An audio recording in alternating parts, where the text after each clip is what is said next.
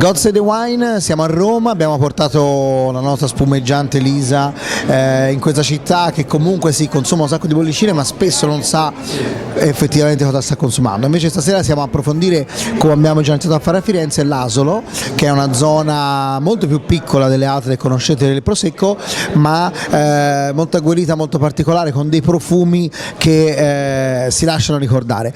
Raccontiamo un po' quali sono le tipologie preferite in questo inizio autunno, cosa richiede le persone, anche stasera cosa hai visto? Questa sera le persone sono venute qui con le idee piuttosto chiare.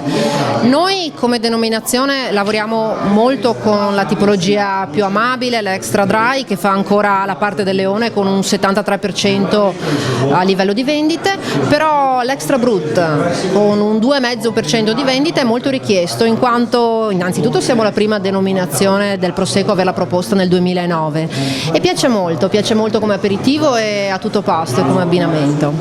Quindi chiaramente Roma è una città del cibo per eccellenza, la città dei migliaia di ristoranti, è ovvio che la bollicina si presti bene, però l'Asolo c'ha anche questo gusto, questa sensazione, anche quello che sto bevendo ora, questa sensazione fruttata molto raffinata e mista allo speziato e mentolato che dura veramente tanto nel palato, quindi è anche un vino sicuramente interessante per gli abbinamenti. Comincia l'autunno, la zucca, il fungo, il tartufo, ecco 2 o 3 abbinamenti che ti vengono in mente. Beh, con la zucca io come tradizione veneta la zucca ha una lunga esperienza, partiamo ancora dalla Serenissima, la zucca poi anche abbinata alle spezie e all'agrodolce e si abbina benissimo l'extra dry.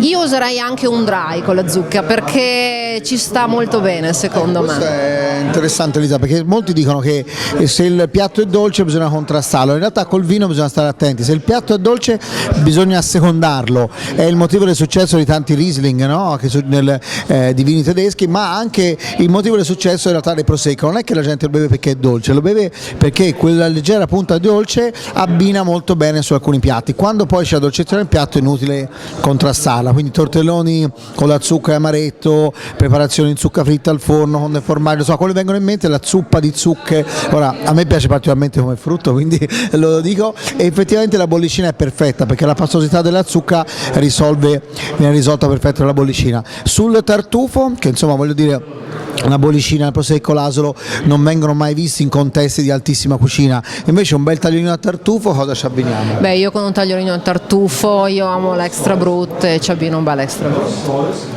Ecco, in quel caso l'extra brut, queste note molto graffianti, molto accese, molto floreale, che duettano e la freschezza, poi questa verticalità che si espande in bocca, io l'extra brut lo abbinerei benissimo. Bene, le sagre del tartufo iniziano la settimana prossima, armatevi di una bottiglia di Asolo.